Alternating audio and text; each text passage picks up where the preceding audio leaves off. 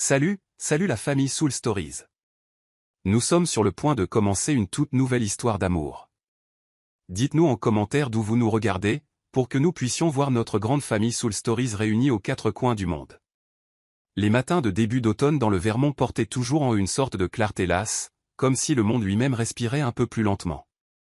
Une pâle lumière grise se glissait à travers les rideaux et tombait sur le bureau encombré de Clara Monroe. Des croquis, des crayons, une tasse de café à moitié vide. Et, posée au milieu, une unique enveloppe blanche, se détachant comme un souvenir importun.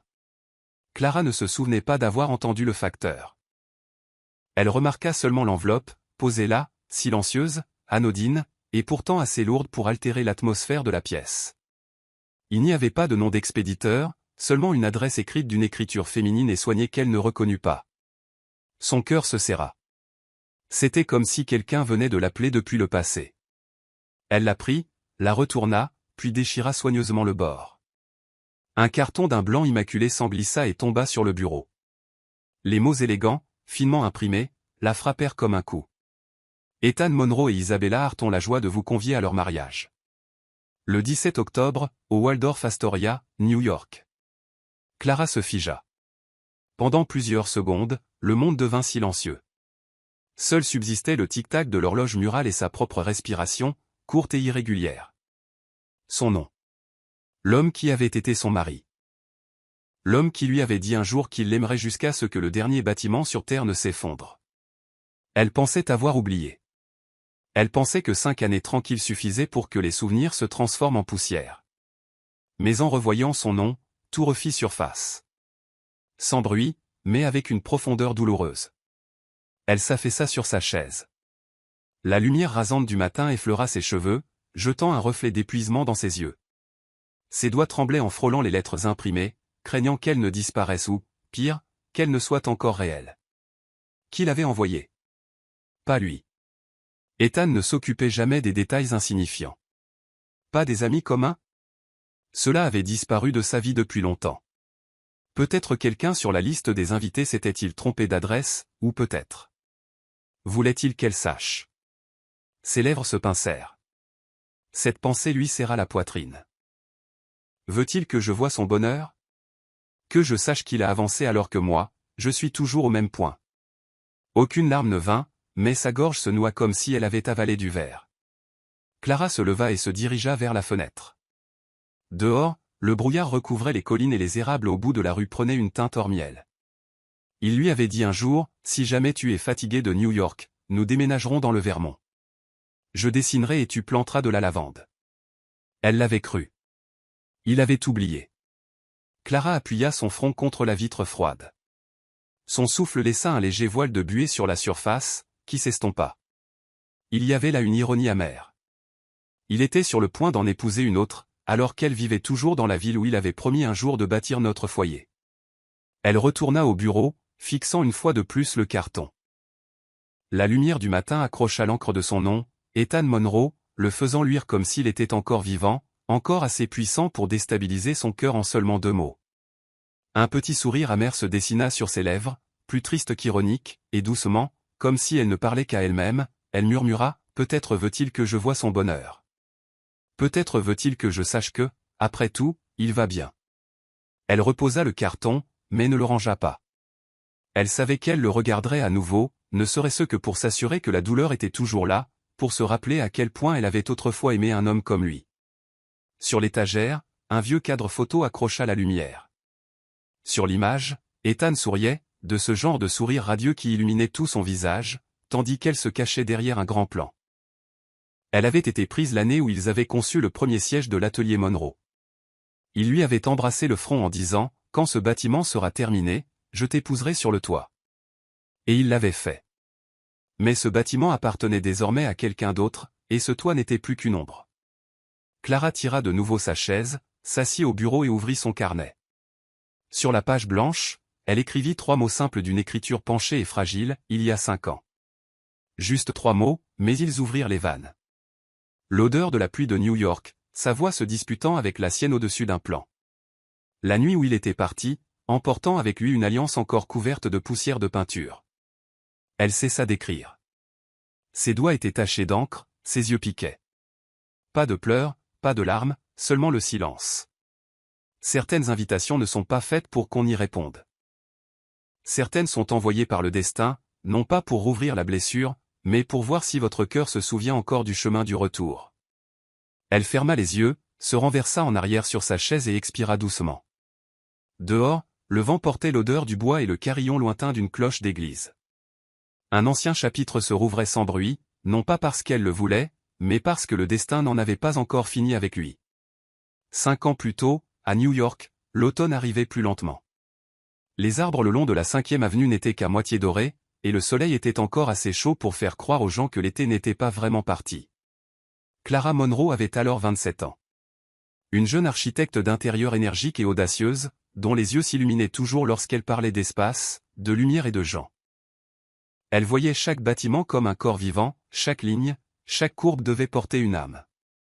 C'est ce qui attira l'attention d'Ethan Monroe lors de leur première rencontre, à la réunion de présentation du projet pour le musée d'art moderne de New York.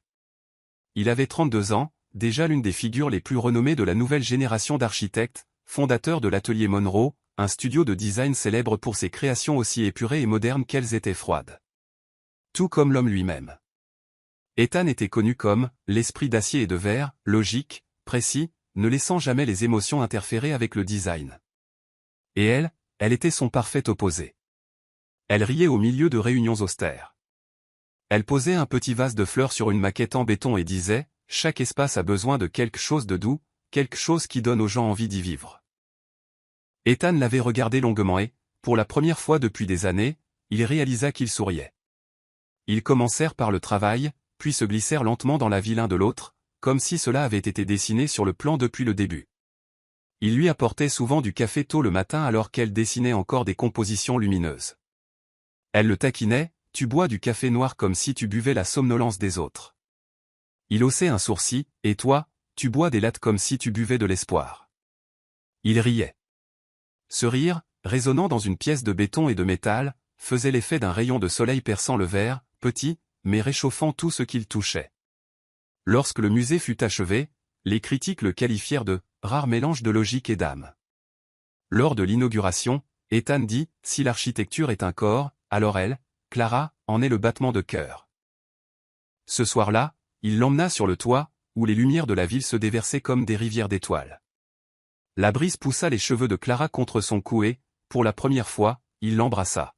« Je crois que c'est le premier projet que je ne veux jamais quitter, » murmura-t-il. « Pourquoi ? » « Parce que tu y es. » Ils se marièrent 6 mois plus tard, lors d'une petite cérémonie simple, inondée de lumière. Leurs amis disaient qu'ils étaient le couple qui faisait croire à l'idée que les opposés peuvent se compléter.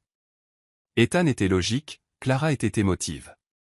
Il était structuré, elle était dans l'instant. Ensemble, ils rendaient tout parfait. Mais parfois, c'est la perfection elle-même qui brise tout. À mesure que l'agence grandissait, la pression augmentait. L'atelier Monroe ouvrit des branches internationales, et Ethan commença à vivre selon un agenda plutôt que selon ses sentiments. Les dîners devinrent des réunions, les conversations des débats.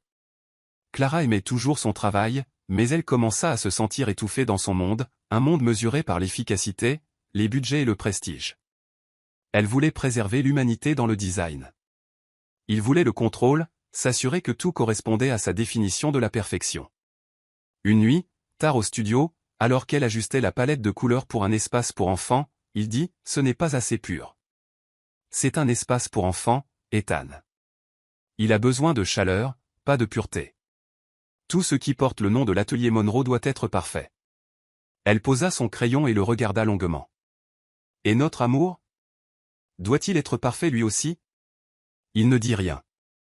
La question ne reçut jamais de réponse. À partir de ce jour, une distance s'installa entre eux.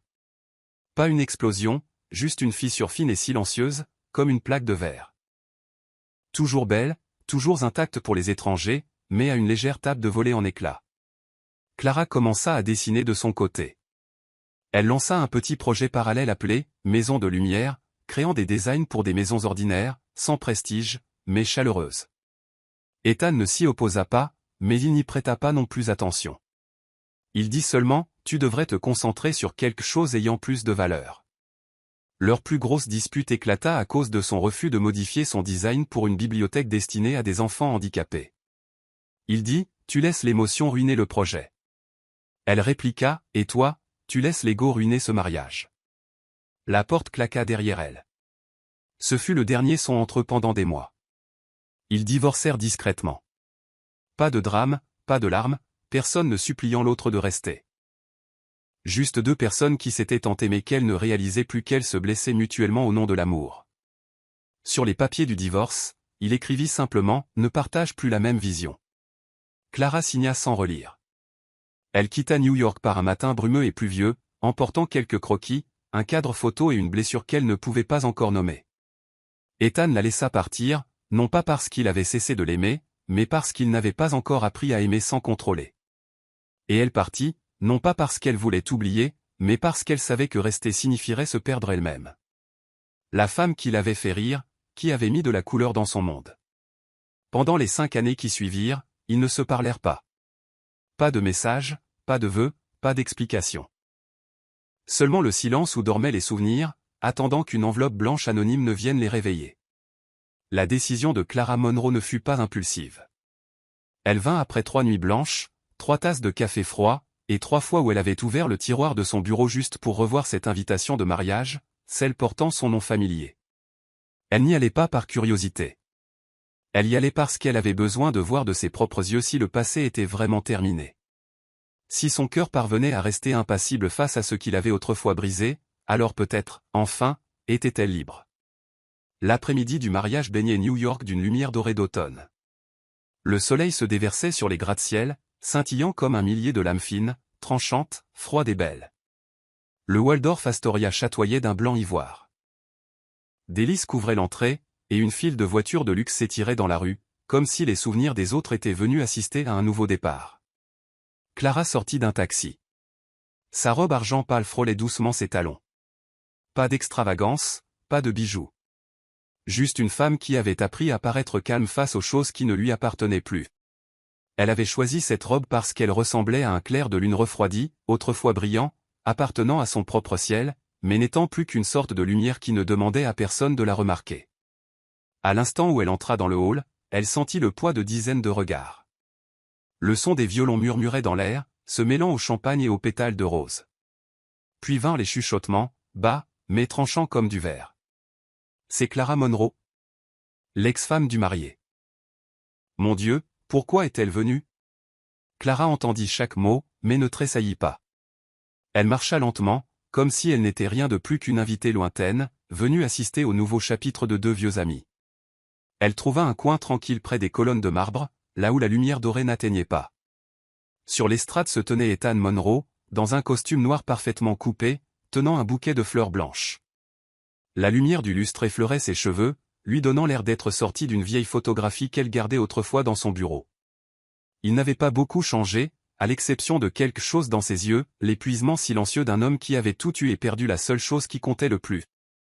Alors que l'officiant commençait à parler, Ethan se tourna vers sa fiancée, Isabella Hart, gracieuse, radieuse, pure dans sa robe blanche. Tout semblait parfait. Jusqu'à ce que quelqu'un près de l'estrade murmure, « Ethan, je crois que quelqu'un te regarde. » Il se tourna. Leurs regards se croisèrent. À cet instant, la musique s'arrêta. Du moins, dans leur monde. La salle était pleine de gens, et pourtant, c'était comme s'ils n'étaient plus que tous les deux, debout de part et d'autre d'un océan de temps, pris entre ce qui avait été et ce qui ne serait plus jamais. Sa main trembla. L'alliance glissa légèrement de ses doigts. Ethan pinça les lèvres, essayant de garder contenance, mais son regard le trahit. Il resta verrouillé sur la femme dans le coin, celle qu'il pensait avoir oubliée, mais qu'il n'avait jamais vraiment oubliée. Clara ne bougea pas. Elle ne se cacha pas, ne sourit pas. Juste un léger hochement de tête, suffisant pour dire « je vais bien », sans mots. Puis elle se tourna et commença à partir. Mais alors qu'elle s'éloignait, on entendit le faible son de quelque chose qui tombait, le tintement léger du métal contre le marbre. La salle se figea. Ethan resta immobile, le bouquet serré trop fort, les yeux toujours fixés sur sa silhouette qui s'éloignait. Ethan. La voix d'Isabella tremblait. Il ne répondit pas. Ce n'est que lorsqu'il sentit les regards de la foule sur lui qu'il se pencha doucement, ramassa le bouquet, ses mains tremblant si fort que quelques pétales s'en détachèrent. « Je suis désolé, murmura-t-il, j'ai juste besoin de prendre l'air. » Il descendit de l'estrade, laissant derrière lui la mariée et les murmures qui n'osaient pas devenir des mots. Clara avait atteint le hall quand elle entendit des pas derrière elle. Sa voix suivit, basse, précipitée, comme s'il craignait que le temps lui-même ne referme la distance avant lui. Clara. Elle s'arrêta. Ne se retourna pas. Cette voix, si douloureusement familière, fit trébucher son cœur contre ses côtes. « Pourquoi es-tu venue » La question contenait plus que de la curiosité. Elle portait de la douleur, de la culpabilité, une supplique muette cachée sous le calme d'un homme qui avait cru ne plus avoir de sentiments. Elle se tourna enfin, les yeux constants. « Parce que j'avais besoin de savoir si je t'avais vraiment oublié. » Ethan laissa échapper un rire faible et brisé, bien que ses yeux brillassent. « Et as-tu trouvé ta réponse » ? « Oui, dit-elle doucement. Mais ce n'est probablement pas celle que tu espérais. » Un courant d'air venu de la porte tournante passa, soulevant le ruban de sa robe jusqu'à ce qu'il effleure sa main. Tous deux restèrent immobiles. Pendant cet instant, chaque son musique, bavardage, lumière des cristaux s'estompa au loin. Seules deux âmes demeuraient, debout dans les ruines de quelque chose qui avait été entier, sachant que même un seul regard pouvait tout ramener à la vie. « Je ne pensais pas que tu viendrais. » « Et moi, sourit-elle faiblement, je ne pensais pas que tu tremblerais. » Il baissa la tête, un sourire fragile traversant ses lèvres. Mais ses yeux se brisaient. « Je pensais que je pouvais t'oublier, Clara. » Tu ne faisais que le penser. Ils restèrent là quelques secondes à peine, mais cela sembla une éternité. Puis elle recula d'un pas, sa voix basse, presque un murmure que lui seul pouvait entendre. « La meilleure chose que je puisse faire pour toi est de m'en aller. » Elle se tourna et entra dans la porte tournante. La lumière accrocha sa robe argentée. Et pendant un instant fugace, elle ressembla à un clair de lune glissant hors de la nuit, douce, mais laissant toute la pièce en manque de quelque chose qu'elle ne pourrait jamais nommer. Ethan resta immobile, ne suivit pas. Ses poings étaient serrés à s'en blanchir les jointures. Sa fiancée, Isabella, attendait toujours dans la salle de bal, entourée de chuchotements gênés. Et lui, l'homme de la logique, de la précision et des plans, pour la première fois de sa vie, ne savait plus où il en était. La nuit tomba sur New York comme une fine entaille dans la soie. Dans la suite de la mariée, au 15e étage du Waldorf Astoria, Isabella Hart était assise seule, face au miroir. Sur la coiffeuse gisaient des rouges à lèvres ouverts, un bouquet de mariée légèrement fané par la chaleur des lampes, et une alliance reposant dans un écrin de velours noir. Elle ne brillait plus comme cet après-midi. Seul subsistait un reflet terne, comme un amour examiné de trop près jusqu'à ce que son innocence se soit évanouie. Dehors, une fine bruine commençait à tomber. La ville était encore éveillée, mais pas son cœur. La porte s'entr'ouvrit. Sa jeune assistante entra, jetant des regards nerveux, et demanda doucement, « Miss Isabella, la cérémonie peut toujours continuer si vous le souhaitez. Tout le monde attend votre décision. » Isabella sourit faiblement, mais le sourire n'atteignit pas ses yeux. « Continuer ? Dans quel but ?» L'assistante hésita. Après une pause, elle murmura, « Êtes-vous sûr de vouloir arrêter ?» Peut-être était-il juste. Submergée par l'émotion. Isabella regarda dans le miroir. Le reflet lui renvoya l'image d'une femme dans une robe blanche impeccable, belle, mais au regard implacablement lucide. Sa voix était calme, fatiguée mais douce. « Je ne veux pas épouser un homme qui doit prétendre qu'il a oublié quelqu'un d'autre. » Elle tourna sa chaise vers l'assistante, son ton posé, délibéré. « Je veux seulement qu'il réalise qu'il n'est pas prêt pour une nouvelle promesse. » Quand l'assistante partit, la pièce retomba dans le silence. Isabella ôta son voile, le posa délicatement sur la table et regarda autour d'elle. Tout était magnifique, chaises en velours, rideaux de mousseline, fleurs blanches. Tout était arrangé pour un rêve. Seule la rêveuse s'était réveillée. Une semaine plus tôt, alors qu'Ethan était occupé par les préparatifs du mariage, Isabella était restée dans son appartement. Elle voulait organiser les dossiers, trier de vieilles boîtes et faire de la place pour la vie qu'ils allaient commencer ensemble. Mais en ouvrant le tiroir du bas de son bureau, elle trouva un journal en cuir brun, coincé entre des plans. La première page était jaunie, l'écriture soignée, légèrement penchée. Clara est toujours celle que je ne peux pas oublier. Je pensais que le temps effacerait tout, mais il n'a fait que rendre les souvenirs plus ordonnés. Isabella le lut. Chaque ligne, chaque mot. Chaque page révélait un fragment de l'homme qu'elle s'apprêtait à épouser, et chaque fragment appartenait à quelqu'un d'autre. Une entrée, écrite après une tempête, disait « Si je pouvais revenir en arrière, j'apprendrais à aimer sans contrôler ». Une autre, plus troublante, avouait « J'ai peur que si je la revois, je la regarderai de la même manière que la première fois ». Isabella referma doucement le journal. Pas de colère, pas de jalousie. Juste une compréhension profonde et silencieuse, et une tristesse presque tendre. Ce soir-là, elle s'assit seule sur le balcon, le vent jouant dans ses cheveux. Une pensée fit surface, faible d'abord, puis si claire qu'elle la fit trembler. S'il l'aime encore, je veux qu'elle soit là quand il s'en rendra compte. Non pas pour blesser qui que ce soit, mais pour arrêter avant que tous les trois ne soient piégés dans un mensonge déguisé en bonheur. Le véritable amour n'a pas besoin de possession.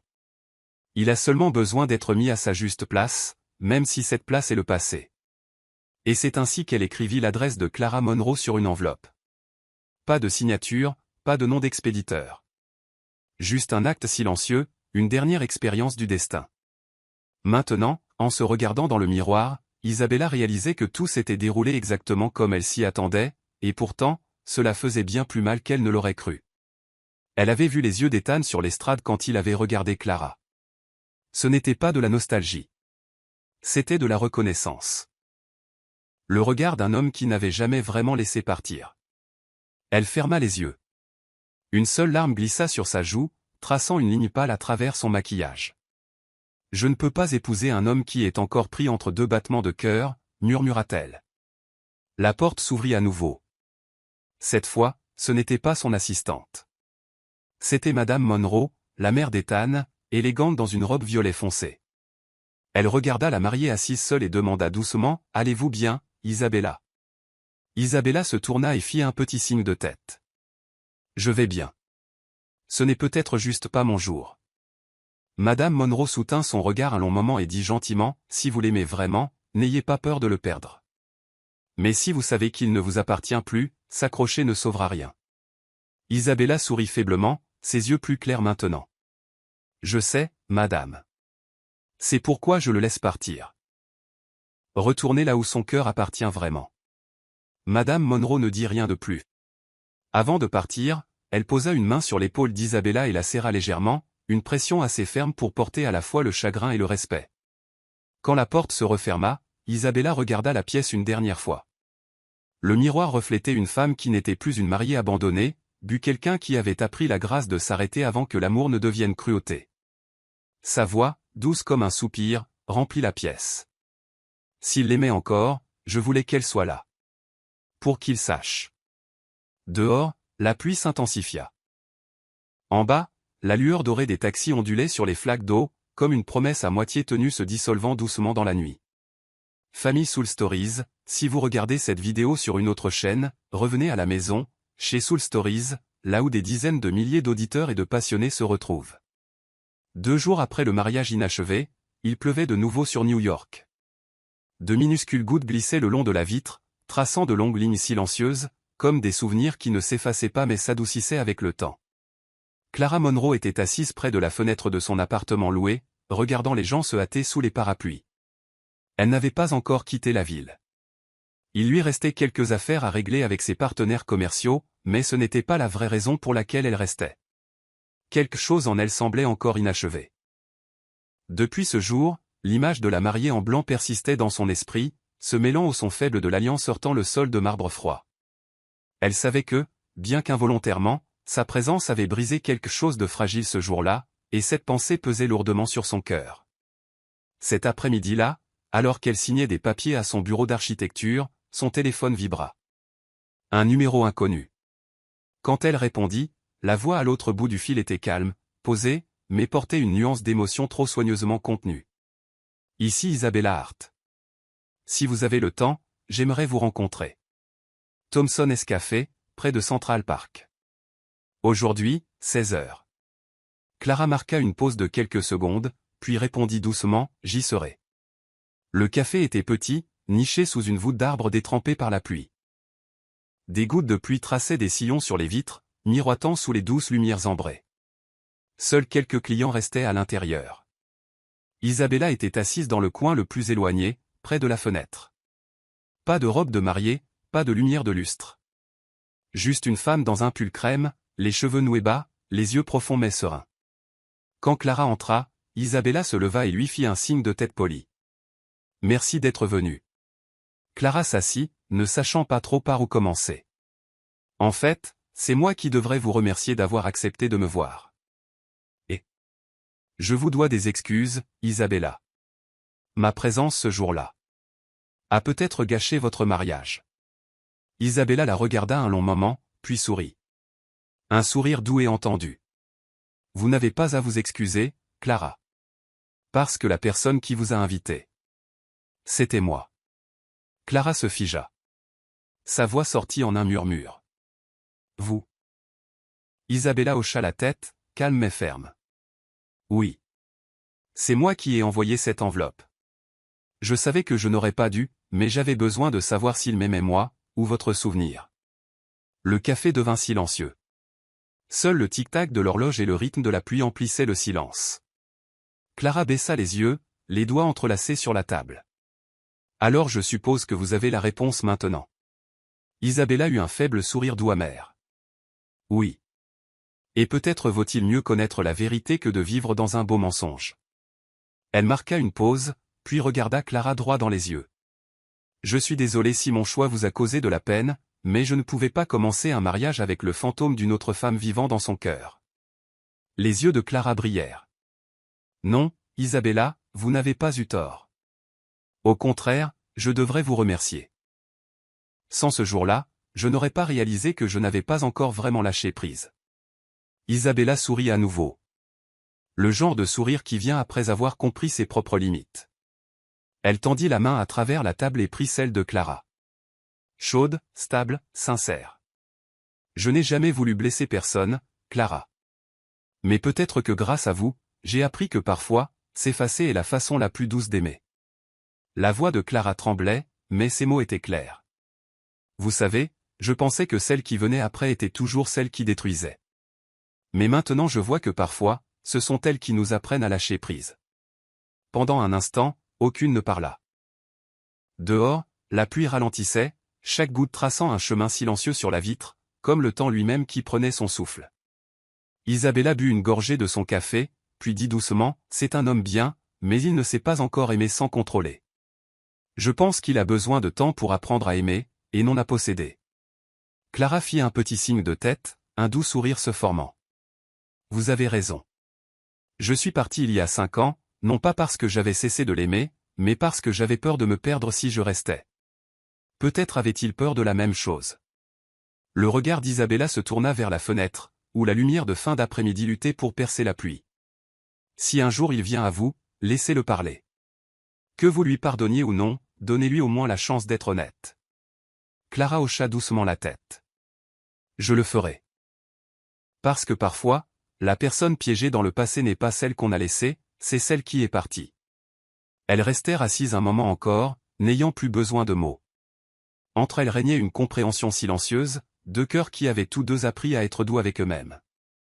2 femmes, 2 chemins différents, mais choisissant toutes deux la même chose, la bienveillance. Quand elles se levèrent enfin pour partir, Isabella dit, « Savez-vous pourquoi je vous ai demandé de nous voir ici ? Parce qu'Ethan m'a dit un jour que c'était le café où vous aviez signé votre premier contrat ensemble. J'ai pensé qu'il était juste que tout se termine là où tout avait commencé. » Clara sourit, un sourire léger comme un souffle. « Je me souviens de cette table. À l'époque, il détestait le sucre dans son café, et Jean ajoutait toujours 2 cuillères. » Les yeux d'Isabella s'adoucirent, son sourire tremblant faiblement. « C'est peut-être la raison. Il a toujours eu besoin d'un peu de douceur, mais n'a jamais su comment se l'offrir. » Dehors, la pluie avait enfin cessé. Elles sortirent, chacune se dirigeant dans une direction différente. Aucune ne se retourna. Mais toutes deux repartaient le cœur plus léger. Ces 2 femmes n'avaient pas besoin de gagner, elles avaient seulement besoin de comprendre. Les nouvelles vont plus vite que n'importe quelle explication. Le milliardaire Ethan Monroe interrompt son mariage en pleine cérémonie. La mariée quitte le Waldorf Astoria. le marié et l'alliance laissée derrière. En une seule nuit, le nom d'Ethan Monroe inonda tous les gros titres. Les photos se répandirent comme une traînée de poudre, lui, debout au milieu de la salle de bal, le visage blême, des pétales de lavande éparpillés à ses pieds. Les gens parlaient d'orgueil, de scandale et de secrets, mais pas de la vérité la plus importante. 3 cœurs s'étaient brisés ce jour-là, chacun d'une manière différente. Le lendemain matin, Ethan se rendit à l'appartement d'Isabella. La porte s'ouvrit. Elle se tenait là, dans un peignoir blanc, les cheveux détachés, le visage pâle mais calme. Pendant un instant, aucun ne parla. Finalement, elle rompit le silence. « Tu n'as pas à t'expliquer, Ethan. » Il resta sur le seuil, la voix basse et rauque. « Je le devrais, pourtant. » Elle hocha légèrement la tête et s'écarta pour le laisser entrer. Le salon était immobile, rempli seulement par le tic-tac de l'horloge. Sur la table reposait le bouquet de la mariée, fané maintenant, ses pétales blancs recroquevillés comme des blessures après la pluie. Ethan regarda autour de lui, hésitant même à s'asseoir. « Isabella, je suis désolé. Tu ne méritais pas ça. » Elle eut un petit sourire, triste mais pas amer. « Tu n'as pas à t'excuser, Ethan. Tu as seulement besoin d'être honnête. » Il se tut, les mots coincés dans sa gorge. Isabella l'observa un long moment avant de continuer. « J'ai lu ton journal. » Il se figea. « Je sais que je ne suis pas la seule dans ton cœur, dit-elle doucement. Je pensais que le temps pourrait t'aider à l'oublier. Mais quand cette alliance est tombée, j'ai réalisé que je n'étais pas face à un homme prêt à m'épouser. J'étais face à quelqu'un qui essayait encore de trouver le chemin du retour. » Ethan baissa la tête, ses poings se serrant. « Je n'ai jamais voulu te blesser. Mais quand j'ai vu Clara, tout ce que j'avais enterré pendant 5 ans a refait surface d'un coup. Je n'ai pas su quoi faire d'autre que de rester immobile. » Et ce silence, murmura Isabella, m'a tout dit. Une pause, puis elle le regarda à nouveau, sa voix toujours douce. « Je ne suis pas en colère, Ethan. Peut-être que mon amour n'était pas assez fort pour te faire oublier quelqu'un d'autre, mais au moins, il est assez fort pour te laisser partir sans haine. » Il leva les yeux, le regard brillant. « Tu mérites quelqu'un de mieux que moi. » Peut-être, dit-elle avec un faible sourire bienveillant, mais cela ne fait pas de toi un homme mauvais. Nous sommes juste arrivés au mauvais moment, Ethan. Elle s'approcha et posa une main sur son épaule. Si tu penses encore à elle, arrête de te battre. Va la trouver. Mais cette fois, dis les mots que tu n'as jamais dit. Il la dévisagea, incapable de croire que le pardon puisse être si doux. Merci, Isabella. Ne me remercie pas vie honnêtement. C'est la seule façon de réparer les choses. 4 nuits après le mariage, Ethan n'avait toujours pas dormi. Il était assis dans son bureau, la lueur pâle de l'écran d'ordinateur jetant des ombres sur son visage fatigué. Sur le bureau reposait une vieille photographie. Lui et Clara, debout devant la première ébauche du design du musée d'art moderne. Elle riait. Il la regardait. Un moment fugace qui, d'une manière ou d'une autre, était devenu la seule chose qu'il ne pouvait pas reconstruire. Il se souvint de leur dernière nuit ensemble, 5 ans auparavant. Ses yeux quand elle avait dit, « Tu essaies de tout rendre parfait, mais l'amour n'a pas besoin d'être parfait. » Il n'avait pas répondu. Il était resté silencieux. Ce silence, réalisait-il maintenant, n'était pas de la force. C'était le calme qui les avait tués. Cette nuit-là, Ethan ferma son ordinateur portable, attrapa son manteau et partit. Il ne prévint personne. Pas de chauffeur, pas de voiture de fonction. Juste une vieille berline et la route vers le nord, vers le Vermont. La pluie tombait à nouveau, douce, persistante, comme le dernier souffle de l'automne. Il conduisit 8 heures, ne s'arrêtant que lorsqu'il vit la faible lueur jaune d'une petite ville nichée entre les arbres. Au bout d'une route en pente se tenait un portail en bois avec un panneau, « Clara Monroe, design d'intérieur ». L'écriture était la sienne. Nette, douce, assurée. Son monde à elle était désormais simple, paisible, et n'avait pas de place pour lui. Ethan resta assis dans la voiture, les mains agrippées au volant. Il ne savait pas s'il devait frapper ou faire demi-tour. Mais avant qu'il ne puisse se décider, la porte s'ouvrit. Clara sortit, vêtue d'un pull gris et d'une écharpe en laine blanche. La lumière du porche encadrait ses cheveux d'un doux halo de brume. Elle n'avait pas l'air surprise, ne tressaillit même pas. Elle le regarda simplement, tranquillement, comme si elle avait su que ce moment viendrait. « Qu'est-ce que tu fais là » demanda-t-elle. Son ton était calme, mais ses yeux tremblaient légèrement. Il déglutit difficilement et fit un pas en avant. « Si tu me détestes, dis-le. Mais ne reste pas silencieuse.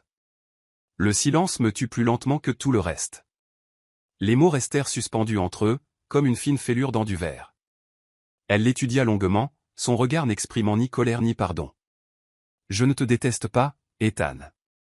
J'ai juste peur que si nous revenons en arrière, je me perde à nouveau. » Il baissa la tête. « Je sais. Et c'est peut-être exactement pour ça que je t'ai perdu. » Ils restèrent là en silence. Seul le bruit du vent dans les pins et le doux murmure de la brume entre eux.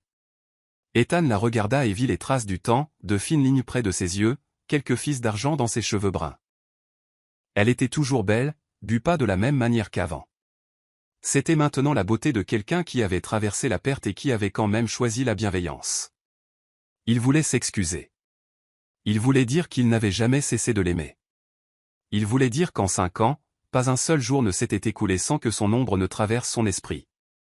Mais quand il parla enfin, seule de la buée sortit dans le brouillard. « Je n'attends pas de pardon. Je veux juste que tu saches que je comprends, maintenant. » Elle pencha légèrement la tête. « Comprendre quoi ? Que l'amour ne signifie pas s'accrocher. Et que la perfection ne signifie rien si la personne à côté de toi ne sourit plus. » Elle sourit faiblement, un doux sourire fantomatique, comme un clair de lune perdu derrière les nuages. « C'est trop tard, Ethan. Mais au moins, tu l'as enfin dit. » Un coup de vent passa, apportant l'odeur du pain et du café torréfié d'un endroit proche. Ils levèrent tous deux les yeux vers le ciel gris, la pluie se fondant en brume. Dans cette pénombre, la distance entre eux était à la fois proche et insupportablement lointaine. « Es-tu heureuse » demanda-t-il, la voix rauque. « Je suis en paix, dit-elle. Puis, après une pause, et toi ? » Il pinça les lèvres. « J'apprends à vivre avec ce que j'ai perdu. » Ils se regardèrent. Pas de mots, pas de larmes. Ce qui avait été de l'amour vacillait encore faiblement entre eux, comme une lumière fragile derrière d'épais nuages. Mais ce n'était plus de l'amour. Seulement la vérité entre deux personnes qui avaient trop changé pour revenir en arrière. Alors qu'ils se tournaient pour partir, Clara appela doucement. « Ethan. » Il s'arrêta. « Merci d'avoir enfin dit ce que tu n'avais jamais dit. » Il hocha la tête, baissant les yeux. « Et merci de m'avoir écouté, même si je ne le mérite plus. » Il marcha dans le brouillard, sa silhouette s'estompant derrière les arbres. Clara resta là longtemps, jusqu'à ce que les phares disparaissent complètement. Sur la brume pâle, une goutte glissa sur sa joue. Elle ne pouvait dire si c'était la pluie ou une larme. Ce matin-là, le Vermont était enveloppé d'un fin voile de brume. Le soleil n'avait pas encore percé les nuages. Seule une pâle lumière argentée s'étendait sur les champs. Clara Monroe préparait du café dans sa petite cuisine quand elle entendit frapper à la porte. Elle ouvrit. Ethan Monroe se tenait là, différent de la nuit précédente. C'étaient toujours les mêmes yeux, mais l'orage en eux avait disparu. Ne restait qu'une lassitude et un calme qui ne vient qu'après un long voyage intérieur. Dans ses mains se trouvait une petite boîte en bois, vieille et légèrement éraflée au coin. Il la tenait à 2 mains, comme si elle contenait quelque chose de fragile. « Je ne suis pas venu pour te troubler à nouveau, » dit-il doucement. « Je voulais juste te donner ça. Et puis je partirai. » Elle ne parla pas, s'écarta simplement pour le laisser entrer. L'espace entre sentait le café et le pain, chaleureux mais distant. Ethan posa la boîte sur la table et l'ouvrit lentement. À l'intérieur reposait une pile d'enveloppes jaunies, liées par un fin ruban d'argent. Chaque enveloppe portait la même écriture, pour CM, Clara expira, le regard tremblant. « Tu as écrit ça. Quand » Ethan baissa les yeux, la voix rauque. « Dès le 1er mois après ton départ. Une lettre chaque mois, pendant 5 ans. 63 en tout. Mais je ne les ai jamais envoyées. Je ne savais pas où les envoyer. Ni si j'en avais encore le droit. » Elle toucha le ruban du bout des doigts, la main légèrement tremblante, comme si elle touchait un souvenir qui avait encore des épines. « Pourquoi les as-tu gardés ?»« Parce que j'avais peur, » dit-il. « Peur que si tu les lisais, tu vois que je n'avais pas changé. Et peur que si tu ne les lisais pas, je n'arrive jamais à dire ce qui devait être dit. » Elle ouvrit la première enveloppe. Le papier était jauni, l'encre pâle, l'écriture légèrement penchée, familière. Moi, j'essaie encore de croire que j'avais raison, mais une maison sans ton rire n'est plus un foyer. Elle pinça les lèvres et en ouvrit une autre. Moi 11, j'ai réalisé que le travail ne peut pas combler le silence. Peu importe la perfection du design, il ne signifie rien sans quelqu'un qui comprend pourquoi il a été créé. Une seule goutte tomba sur la page. Elle ne savait pas si elle venait de la pluie dehors ou de ses propres larmes. Puis elle arriva à la 32e lettre. L'écriture était plus sombre, légèrement tremblante. Je pensais que l'amour signifiait s'accrocher. Mais peut-être que l'amour, c'est laisser l'autre respirer, pour qu'il n'ait jamais à demander la permission d'être lui-même. Elle s'arrêta. Ses mains tremblaient, ses yeux étaient brouillés. Non pas de chagrin, mais parce qu'enfin, il avait compris. Ethan se tenait silencieux. Il n'était pas venu pour le pardon. Seulement pour lui montrer que ses mots n'étaient pas tombés dans le vide.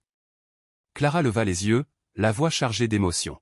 « Tu as vraiment changé, Ethan. » Il sourit faiblement, baissant le regard. « Peut-être grâce à toi. On ne commence à apprendre qu'après avoir perdu ce qu'on croyait acquis. » Elle referma doucement les lettres, renoua le ruban et les remit dans la boîte.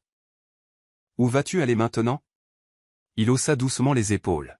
« Je ne sais pas. Peut-être retourner à New York. Ou peut-être à Florence, l'endroit où tu disais vouloir ouvrir une exposition de design. J'ai entendu dire qu'il y a là-bas de vieux bâtiments où l'architecture et la lumière respirent ensemble. » Elle sourit, une chaleur tranquille dans la voix. « Tu t'en es souvenu. »« Comment aurais-je pu oublier ?» dit-il. Le silence s'installa à nouveau. Personne ne pleurait. Personne n'essayait d'étirer le moment plus qu'il ne devait durer. Dehors, le soleil commençait à se frayer un chemin à travers le brouillard, miroitant sur le cadre en bois et se déversant sur la table où la petite boîte de lettres reposait tranquillement entre eux. Ethan la regarda et dit doucement, « Merci de les avoir lus. Ce que j'ai écrit, ce n'était pas pour te faire revenir. C'était pour apprendre à partir de la bonne manière. » Elle se leva, s'approcha de lui et posa doucement sa main sur la sienne. Pas d'étreinte. Juste un contact, suffisant pour tout dire. Rien n'est jamais vraiment perdu, Ethan. Certaines choses ne sont juste pas encore assez mûres pour être gardées. Il hocha la tête, les yeux brillants mais calmes. Je sais. Et pour la première fois, je me sens léger. Ils marchèrent ensemble jusqu'à la porte. La lumière du matin miroitait sur la route mouillée. Ethan s'arrêta sur le porche et se retourna.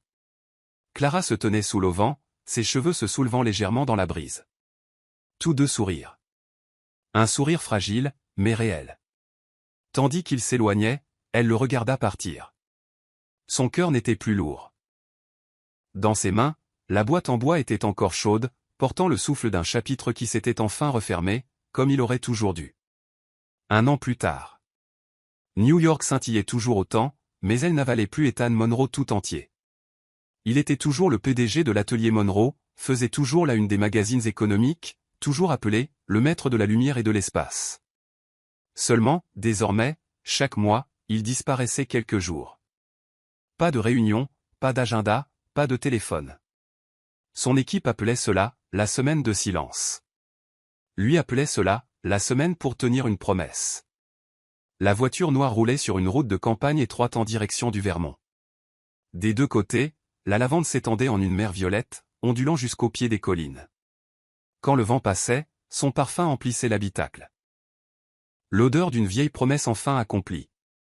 Clara attendait près du portail en bois, ses cheveux vaguement attachés, sa robe de lin couleur crème flottant dans la brise. Elle semblait aussi paisible que la terre elle-même. « Tu es en retard » dit-elle en souriant doucement. « La circulation » répondit-il. Il s'arrêta, le regard tendre. « Mais je suis venu, comme je l'avais promis. » Elle sourit à nouveau. Une phrase simple, qui portait pourtant une année entière de changements silencieux.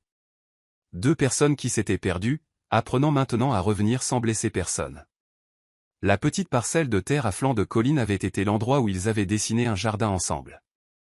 Maintenant, c'était réel. Une petite maison en bois se dressait au soleil, entourée de rangées de lavande et de jeunes érables. Sur la clôture était accroché un panneau, Atelier Phénix, un lieu pour reconstruire. Ce n'était pas une entreprise. C'était une fondation. Ethan la finançait. Clara la dirigeait. Ensemble, ils restauraient de vieilles structures et ouvraient des cours de design pour les enfants de la campagne. Les enfants l'appelaient « Monsieur » et elle « Madame C ». Chaque matin, ils travaillaient quelques heures depuis le porche, gérant l'atelier Monroe à distance. Chaque après-midi, il retroussait ses manches et aidait les enfants à mélanger la terre ou à peindre le bois. Loin du PDG froid et exigeant que le monde avait connu. Pourtant, peut-être, pour la première fois, était-il vraiment vivant. Un soir, le coucher de soleil déversait un miel doré sur le jardin. Clara apporta 2 verres de limonade et les posa sur la table. Ethan était agenouillé près des parterres de fleurs, plantant un petit panneau en bois qui disait « Champ de lavande ». Le coin promis. Le coin promis, demanda-t-elle en haussant un sourcil. Il sourit. L'endroit où j'ai enfin tenu ma parole. Tu te souviens de ce que j'ai dit? Si un jour je suis fatigué de New York, je t'emmènerai dans le Vermont pour planter de la lavande. Je pensais que c'était une blague, mais il s'avère que je n'ai jamais oublié. Elle le regarda longuement, en silence, puis murmura, j'ai cru un temps que cette promesse resterait inachevée pour toujours. Non, dit-il doucement, parce que certaines choses n'ont pas besoin de renaître. Elles ont juste besoin d'être achevées.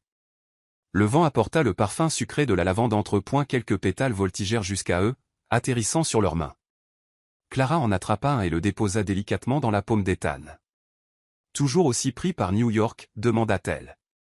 Toujours, dit-il avec un petit rire, mais maintenant, je sais quand éteindre mon téléphone. Alors tu as appris à te reposer. Pas exactement à me reposer, répondit-il. Juste à respirer. Elle éclata de rire, un son clair et chaud, comme le soleil à travers une vitre. Il la regarda, puis dit doucement, je ne demande pas de tout recommencer, Clara. Je demande juste à continuer de marcher à tes côtés. Même si ce n'est qu'en ami. Elle pencha la tête, ses yeux doux, brillant d'une chaleur indéfinissable. Certaines choses n'ont pas besoin d'un nouveau nom pour être réelles. Ces mots tombèrent, légers comme le vent, et à cet instant, ils comprirent tous les deux que certains liens n'ont pas besoin d'être renoués, car ils n'avaient jamais été vraiment rompus. À la tombée de la nuit, ils allumèrent les lampes dans le jardin. Une lumière dorée se répandit le long du sentier. Les enfants étaient rentrés chez eux. Seuls 2 restaient, rebâtissant des rêves sur les cendres.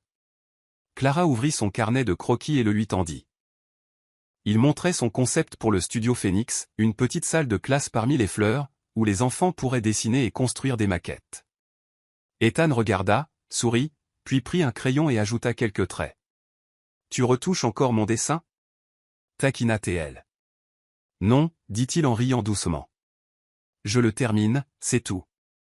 Avec toi. » Elle lui rendit son sourire, sereine. Leurs mains se déplacèrent ensemble sur le papier, comme autrefois, lorsqu'ils concevaient le musée d'art. Mais aujourd'hui, ils ne dessinaient plus pour le prestige ou les contrats, seulement pour la plus simple des raisons, créer quelque chose avec cœur. Quand ils se levèrent enfin, les lampes brillaient dans tout le jardin. La lavande se balançait doucement, son éclat violet captant l'or doux des lumières. Ethan se tourna vers elle et dit tranquillement, « Merci de m'avoir laissé tenir ma promesse, même si elle arrive avec des années de retard. » Elle sourit. « Et merci à toi d'être toujours toi. Sauf que maintenant, tu sais quand arrêter. » Ils ne se prirent pas la main. Ils n'en avaient pas besoin. Ils se tenaient simplement côte à côte, regardant le crépuscule s'éteindre sur le jardin. Ils n'avaient pas bâti un jardin des secondes chances, mais un jardin de paix, de gratitude et de la beauté tranquille des choses enfin accomplies comme il se doit. Ce jour-là, le Vermont avait une lueur de miel. L'atelier Phoenix organisait sa première collecte de fonds saisonnière pour petites mains, un programme qui apprenait aux enfants à construire des maquettes et à dessiner l'architecture. Le jardin débordait de rire. Des enfants couraient entre les rangées de lavande, serrant des modules en papier encore collants, leurs éclats de rire voltigeant comme le vent dans les fleurs violettes. Clara se tenait sous le porche en bois, carnet de croquis à la main, observant les petits construire des toits miniatures. Non loin de là, Ethan était penché près d'un garçon, lui montrant comment équilibrer une poutre. Le soleil se déversait sur ses épaules, l'enveloppant d'une paix tranquille, la paix d'un homme qui avait enfin choisi la vie qu'il voulait mener. Un SUV noir s'arrêta au portail en bois. Clara se tourna au bruit. La portière s'ouvrit et Isabella Hart en descendit. Robe en lin couleur sable, chapeau de paille, un sourire chaud et radieux. À côté d'elle se tenait un homme grand, la quarantaine, aux yeux calmes et à l'expression bienveillante, le genre d'homme qui ne parle pas beaucoup, mais qui, quand il le fait, compte. Isabella regarda autour d'elle, puis repéra Clara. Son sourire s'élargit en lui faisant signe. Clara. Elles s'étreignirent, une étreinte brève mais franche, comme un pont comblant la dernière distance entre les anciens malentendus. Bienvenue à Phoenix, dit chaleureusement Clara. Et voici. Isabella se tourna. Voici Daniel. Il travaille pour une fondation de santé communautaire. Nous espérons collaborer. Des cours de thérapie sensorielle et lumineuse pour les enfants autistes. Daniel serra la main de Clara, sa poignée était stable, bienveillante, rassurante. J'ai beaucoup entendu parler de cet endroit, dit-il. En le voyant en personne, il a vraiment un cœur qui bat. De l'autre côté du jardin, Ethan leva les yeux. Il vit Isabella et Daniel. La surprise vacilla sur son visage, puis se mua en calme. Il s'approcha, souriant légèrement. Bienvenue à Phoenix. Ils se serrèrent la main, non pas comme des gens ayant une histoire commune, mais comme des amis qui y avaient tous deux survécu. Aucune gêne, aucune ombre du passé. Juste la certitude tranquille que le temps et l'honnêteté avaient fait leur œuvre, guérissant les plaies. Ils s'assirent tous les quatre sous une pergola couverte de vignes, l'air parfumé par la lavande. Les enfants bourdonnaient autour d'eux. Des bénévoles apportèrent de la limonade, des biscuits au beurre et un panier de pommes rouges. Isabella raconta son année, ses voyages, les petits projets auxquels elle participait, l'art de retrouver le sommeil. Elle leur raconta sa rencontre avec Daniel dans une clinique communautaire, où elle était allée écrire un reportage sur les programmes d'intervention précoce. Il m'a dit, l'amour, ce n'est pas posséder, dit Isabella en souriant et en jetant un œil à Daniel. C'est comprendre. Daniel gloussa doucement. En fait, j'ai dit, n'essayez pas de réparer les gens comme vous réparez un toit qui fuit. Toute la poésie, c'est elle qui l'ajoute. Les rires fusèrent autour de la table. Ethan rit aussi, d'un rire rare et tranquille qui ressemblait à un bruissement de feuilles. Et dans ce son, Clara réalisa que l'obscurité était partie. Ils discutèrent des enfants, de matériaux durables, et de l'idée qu'au lieu d'apprendre aux enfants à dessiner de belles maisons, ils devraient leur apprendre à placer les fenêtres là où le vent souffle. Daniel proposa de faire don de matériaux sensoriels sable, tissu, carillon pour que les enfants craintifs au toucher puissent apprendre le monde en douceur. Ethan prit des notes. Clara suggéra d'ajouter un coin d'ombre et de lumière pour les enfants sensibles à la luminosité. Alors que l'après-midi s'adoucissait, les enfants allèrent arroser le jardin. Isabella plongea la main dans son sac et en sortit une enveloppe couleur crème. « J'ai apporté ceci », dit-elle en la posant sur la table. « Ce n'est pas pour l'un ou l'autre. C'est pour vous deux. » Clara hésita, puis la fit glisser vers Ethan. Il l'ouvrit. À l'intérieur se trouvait une lettre manuscrite. L'écriture d'Isabella était gracieuse, ferme, calme.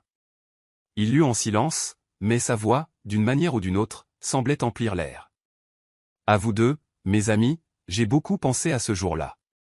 La bague tombée, les regards, le silence. Il y a des amours qui ne se terminent pas quand quelqu'un part, mais quand quelqu'un a le courage d'arrêter.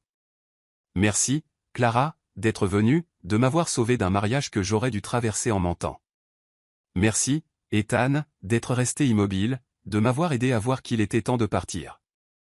Au cours de l'année passée, j'ai appris que l'amour ne consiste pas à gagner. Il consiste à comprendre, à savoir ce dont les autres ont besoin pour être eux-mêmes, et où nous pouvons nous tenir sans leur rendre la respiration plus difficile. J'espère que Phoenix grandira comme nos cœurs l'ont fait, tranquillement, constamment, sans avoir besoin de prouver quoi que ce soit, brillant simplement en étant vrai. Et si un jour le vent passe dans ce jardin, souvenez-vous que nous avons, un jour, choisi de nous tenir du côté de la lumière. Quand Ethan replia la lettre, ses yeux étaient humides, mais brillants. Elle est plus forte que nous ne l'avons jamais imaginé, murmura-t-il. Clara le regarda. À cet instant, elle vit un Ethan différent, non plus bardé d'ambition, non plus hanté par le regret. Juste un homme qui pouvait sourire, écouter et laisser passer le vent sans avoir besoin de l'attraper. Isabella rit doucement. Ne me faites pas passer pour quelqu'un de noble. Je n'ai fait que ce qui était juste. C'est Daniel qui me l'a appris. Daniel secoua la tête. Non, tu as choisi cela toi-même. Une brise légère agita les vignes de la pergola. Le soleil scintillait en taches dorées sur la table en bois, sur la lettre et sur les 4 mains posées à proximité. Les enfants revinrent en courant, l'un tirant la manche d'Ethan, un autre criant « Madame Clara, regardez, j'ai mis la fenêtre juste ici ». Daniel se pencha pour attacher un lacet d'effet. Isabella sortit une feuille d'autocollant en forme de fenêtre de son sac et rit. « Qui veut une fenêtre avec un cœur dessus ?» Les rires s'élevèrent comme des clochettes dans l'air. Alors que le crépuscule s'installait, la lavande prit une teinte violet intense. L'horizon vira à l'orange doux, se fondant dans le bleu. Clara se tenait près de la balustrade du porche, aux côtés d'Ethan, regardant Isabella et Daniel aider les enfants à empiler leur maison en papier sur une longue table en bois, riant tous ensemble quand un petit toit penchait vers le soleil. « Tu vois ça ?» Ethan fit un signe de tête vers la table. Ils ont tourné le toit vers la lumière. « Parce qu'ils savent où est la lumière, » dit Clara, les yeux brillants. Personne n'a eu à leur dire. Il resta silencieux un long moment, puis dit doucement, presque pour lui-même, « La lumière a toujours été là. » Il suffit d'être assez calme pour se tourner vers elle. Clara le regarda, et l'homme devant elle n'était plus assombri par l'obscurité qui le suivait autrefois. Il était plus léger, et son cœur l'était aussi.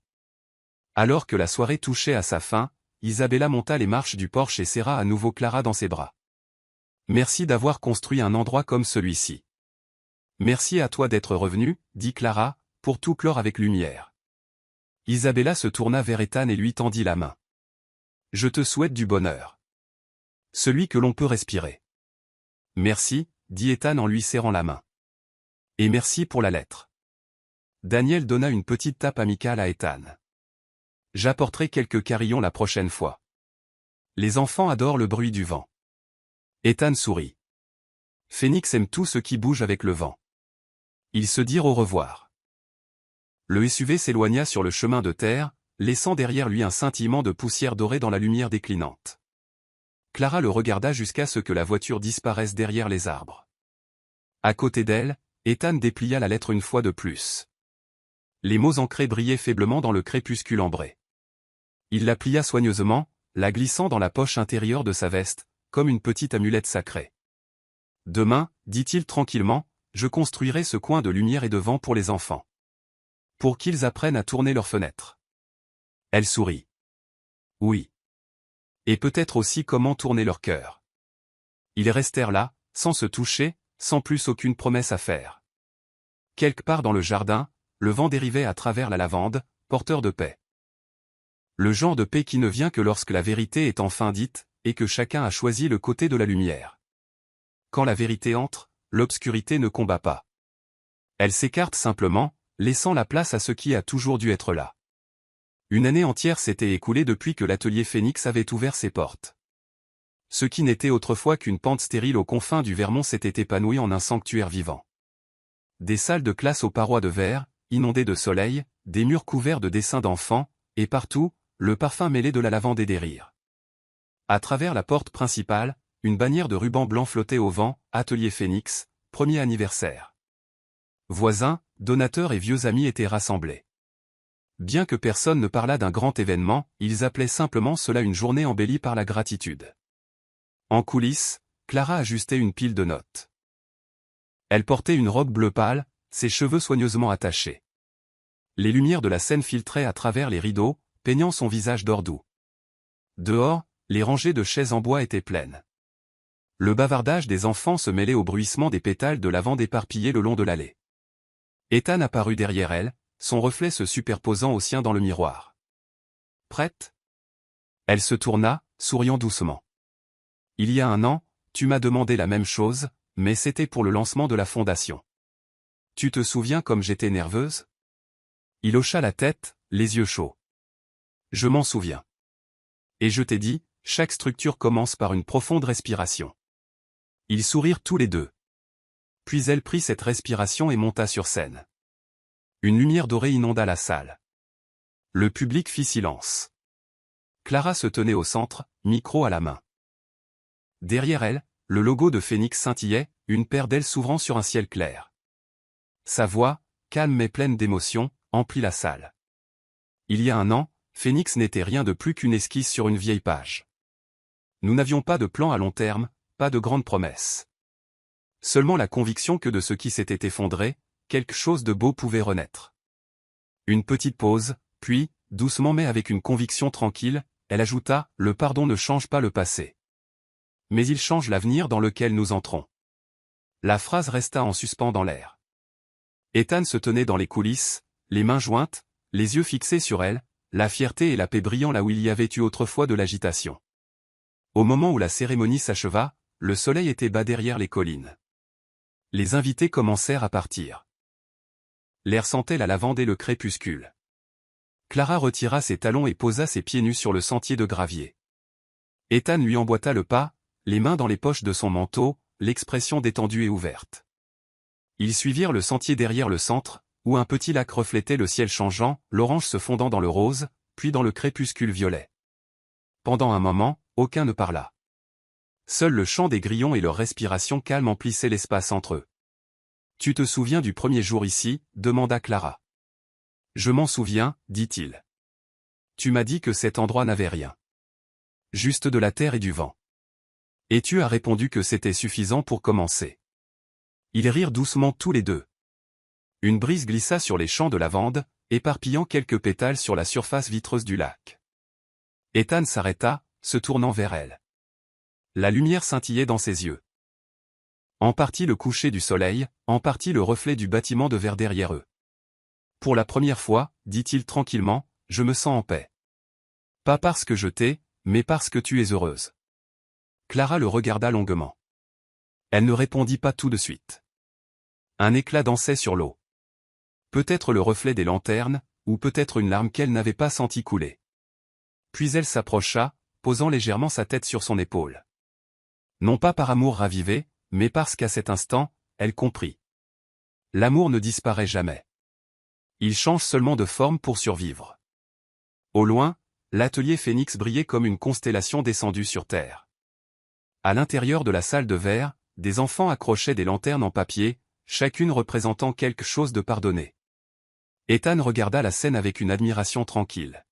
« Tu as transformé cet endroit en quelque chose qui va bien au-delà de l'architecture » murmura-t-il.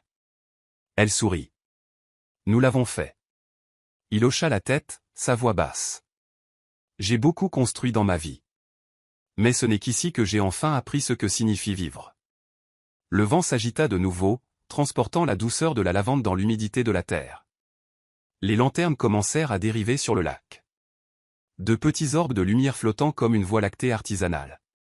Clara les regarda, sa voix à peine plus haute qu'un murmure. Le pardon, c'est comme ces lanternes. On ne sait jamais où elles vont, mais à l'instant où on les lâche, notre cœur devient plus léger. Ethan ne répondit pas. Il tendit simplement la main et serra doucement la sienne. Et pour la première fois depuis des années, sa main n'était pas froide. Au-dessus d'eux, le ciel s'assombrit en indigo. En dessous, l'eau scintillait de centaines de lumières mouvantes. Et quelque part entre eux, entre ce qui était perdu et ce qui était trouvé, la paix prit enfin forme. La neige commença à tomber en fin d'après-midi, les premiers flocons de la saison. Légers comme le souvenir, ils recouvrirent lentement les toits en bois de l'atelier Phénix. Tout le Vermont semblait retenir son souffle. Seule la lueur ambrée de l'intérieur se déversait par les fenêtres, scintillant sur la neige fondante. Une faible mélodie de jazz jouait en arrière-plan, douce, régulière, comme un battement de cœur qui aurait enfin trouvé son rythme. Quelques bénévoles rangeaient encore après la célébration de l'anniversaire, mais bientôt, seules deux silhouettes restèrent sur le balcon du deuxième étage, Ethan et Clara, surplombant le jardin de lavande, maintenant endormis sous une fine couche de blanc. Clara enroula une écharpe grise autour de son cou, ses mains berçant une tasse de chocolat chaud. Ses yeux brillaient de la lumière de tous les jours qui l'avaient amené ici. Ethan sortit, drapant doucement son manteau sur ses épaules. Sans un mot. Ils se tenaient ensemble, regardant la neige dériver à travers la chaude lumière des lampes, des souvenirs tombant, fondant, et laissant pourtant une lueur derrière eux sur le sol. Ce soir-là, le temps semblait avoir deux pulsations, celle du présent chaleur, neige et lumière tranquille et celle du passé applaudissement, chandelier et le son d'une bague heurtant le marbre au Waldorf Astoria. Ce son résonnait encore dans son esprit parfois, doux comme un vieux refrain. Clara ferma les yeux, et dans le flou de la neige, elle se revit. La mariée oubliée. La femme qui, un jour, avait choisi de s'en aller pendant que toute la salle regardait. Flashback. Waldorf Astoria, des années plus tôt. La salle de bal scintillait de mille feux. Elle se tenait près de la porte, sa robe gris argenté brillant comme un clair de lune qui aurait perdu sa chaleur. Quand la bague glissa de la main d'Ethan, le temps se figea. La voix d'Isabella trembla, peut-être devrions-nous arrêter ici, et la foule retint son souffle. Clara ne pleura pas. Elle ne se mit pas en colère. Elle comprit seulement. C'était le moment de garder sa dignité intacte. Elle se retourna, ouvrit les lourdes portes et sortit. L'air froid s'engouffra, soulevant son voile comme un adieu. Derrière elle, des murmures, son nom. L'écho d'une chanson de mariage interrompue. Devant elle, la pluie de New York scintillait à travers les lumières de la ville, floue, sans fin. Elle marcha. Elle ne se retourna pas. Retour au présent. Clara ouvrit les yeux. La neige tombait toujours, douce, feutrée, couvrant les escaliers, la rampe et le jardin endormis en contrebas. « À quoi penses-tu » demanda-t-elle, sa voix à peine plus forte que le vent. « Je me souviens, » dit Ethan tranquillement, « du jour où tu es parti. Plus de 6 ans maintenant. Je m'en souviens encore, admit-il. Mais quand j'y pense maintenant, ça ne fait plus mal. Je pense juste que ce moment nous a peut-être sauvés tous les deux. » Elle se tourna, un faible sourire aux lèvres. « Je ne suis pas parti pour te punir. Je sais. Je suis parti parce que si j'étais resté, je me serais perdu moi-même. Et peut-être que tu aurais perdu ce que tu aimais en moi. » Ethan ne dit rien. La neige atterrissait sur ses cheveux et fondait en fines gouttes glissant sur sa tempe. Il la regarda alors avec un petit sourire, presque à bout de souffle. « Merci d'être partie, Clara. » Elle soutint son regard, ses yeux profonds et calmes, comme s'ils contenaient à la fois le coucher de soleil et la neige. « Et merci à toi, » murmura-t-elle, de m'avoir laissé partir. En dessous d'eux, le jardin de lavande dormait sous son édredon blanc. Les lanternes en papier de la fête des enfants étaient toujours accrochées aux arbres, brillant faiblement, chacune d'une teinte différente, comme de petits fragments d'espoir illuminant la nuit d'hiver. Clara suivit du regard le doux scintillement. « Quand j'ai quitté ce mariage, » dit-elle, « je pensais que c'était une fin.